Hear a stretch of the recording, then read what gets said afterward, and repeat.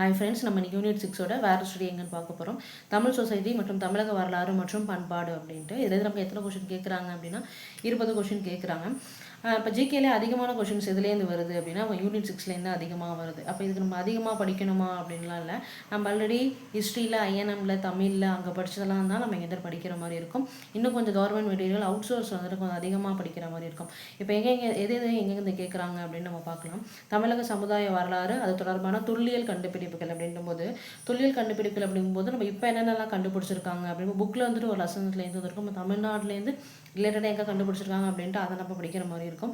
இப்போ என்னென்னலாம் தொல்லியல் கண்டுபிடிச்சிட்டு இருக்காங்க அப்படின்ட்டு நம்ம வந்துட்டு கூகுளில் வந்துட்டு நம்ம பார்த்தாலே தமிழ்நாடு வெப்சைட்டில் பார்த்தாலே நமக்கு அது கொடுத்துருக்காங்க. நம்ம அது படிக்கிற மாதிரி இருக்கும். இதுக்கு முன்னாடியிலேருந்துமே என்னெல்லாம் கண்டுபிடிச்சிருக்காங்க அப்படின்போதுமே நம்ம தொழில் கண்டுபிடிப்புகள் தான் அடிக்கடி நம்ம அப்டேட் பண்ணிக்கிற மாதிரி இருக்கும்.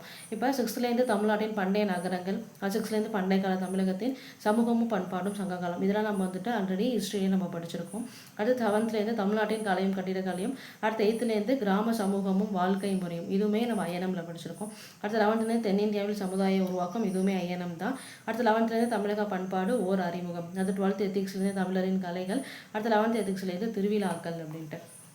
அடுத்து சங்ககாலம் முதல் இக்காலம் வரையிலான தமிழ் இலக்கிய வரலாறு அப்படிங்கும்போது இது வந்துட்டு எது அப்படின்னும்போது நம்ம தமிழ் புக்கில் இருக்கிற 15 கீழ்கணக்கு நூல்களாக இருக்கும். அது 8 தொகை 10 பாட்டு, அதனால தொகுத்தவர் தொகுப்பித்தவர், அதெல்லாம் வந்து நம்ம அதிகமாக பார்க்குறோம். கம்பராமாயணம் அது மாதிரி இருக்கும். நம்ம ஏற்கனவே படித்தது தான், அதனால் திரும்பி நம்ம படிக்கும்போது நம்ம ஒரு வாட்டி ரிவிஷன் பண்ணால் மட்டும் போதும். அடுத்து நம்ம ப்ரீவியஸ் இயர் கொஷின்ஸ் வந்து நல்லா பார்த்துக்கணும்.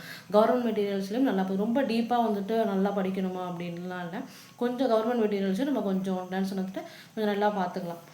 அடுத்து திருக்குறளுமே அடுத்து new school புக்லேருந்து 6th to 12th, அடுத்து ஓல்டு ஸ்கூல் புக்கில் 6th to 12th. இது வந்துட்டு ஒரு இயலுக்கு ஒரு திருக்குறள் கொடுத்துருக்கலாம், இல்லை 2 இயலுக்கு ஒரு திருக்குறள் அது மாதிரி கொடுத்துருப்பாங்க. இப்போ திருக்குறள்லேருந்துமே ஒரு 5-6 கொஷின்ஸ் போல் வந்துடும்.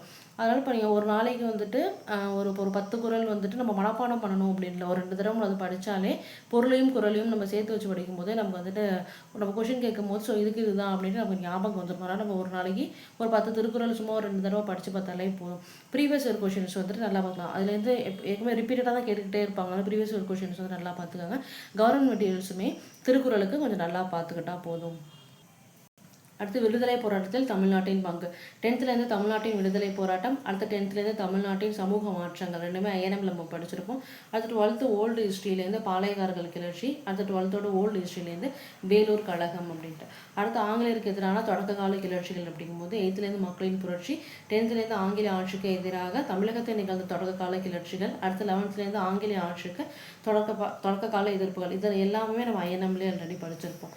அடுத்து இந்திய போராட்டத்தில் பெண்களின் பங்கு, 8th காலங்கள் தோறும் இந்திய பெண்களின் நிலை, 6th தமிழ்லேருந்து வேலுநாச்சியார், அடுத்து 7th தமிழ்லேருந்து விடுதலை போராட்டத்தில் பெண்கள், 8th தமிழ் ஓல்டு புக்லேருந்து இந்திய விடுதலை போரில் தமிழக பெண்களின் பங்கு, அது 9th தமிழ் ஓல்டு புக்லேருந்து தில்லையாடி வள்ளியம்மை ராணி மங்கம்மாள். அடுத்து 19ஆம் மற்றும் 20ஆம் நூற்றாண்டின் பரிணாமம் அப்படிங்கும்போது 10th 19ஆம் நூற்றாண்டின் சமூக சமய சீர்திருத்த இயக்கங்கள், 10th தமிழ்நாட்டின் சமூக மாற்றங்கள், 11th தமிழகத்தில் அரசியல் வளர்ச்சி, அடுத்து 12th ஹிஸ்ட்ரி ஓல்டுலேருந்து நீதி கட்சியின் ஆட்சி.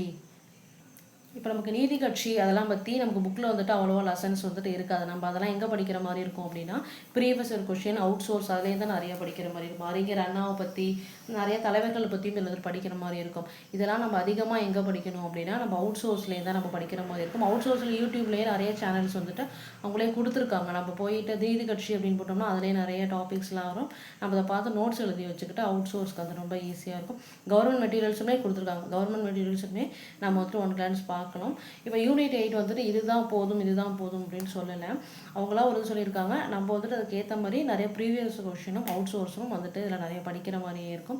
தொழில் கண்டுபிடிப்புகளாக இருக்கட்டும், அதுவுமே நம்ம அடிக்கடி அப்டேட் பண்ணிக்கிட்டே இருக்கணும். அப்புறம் பட்ஜெட்லலாம் வந்துட்டு சொல்லியிருப்பாங்க. திருக்குறளுக்கு வந்துட்டு இந்த ஒரு பட்ஜெட் பண்ணும்போது ஒரு திருக்குறள் சொல்லி தான் சொல்லியிருப்பாங்க. இப்போ கரண்ட்டில் வந்துட்டு என்ன பட்ஜெட் விட்டுருக்காங்க, திருக்குறள் வந்துட்டு எதை பற்றி சொல்லியிருக்காங்க அப்படின்னா திருக்குறளையும் நம்ம வந்துட்டு நோட் பண்ணிக்கணும். ஏன்னா அதுவுமே வந்துட்டு நம்ம கேட்டிருக்காங்க.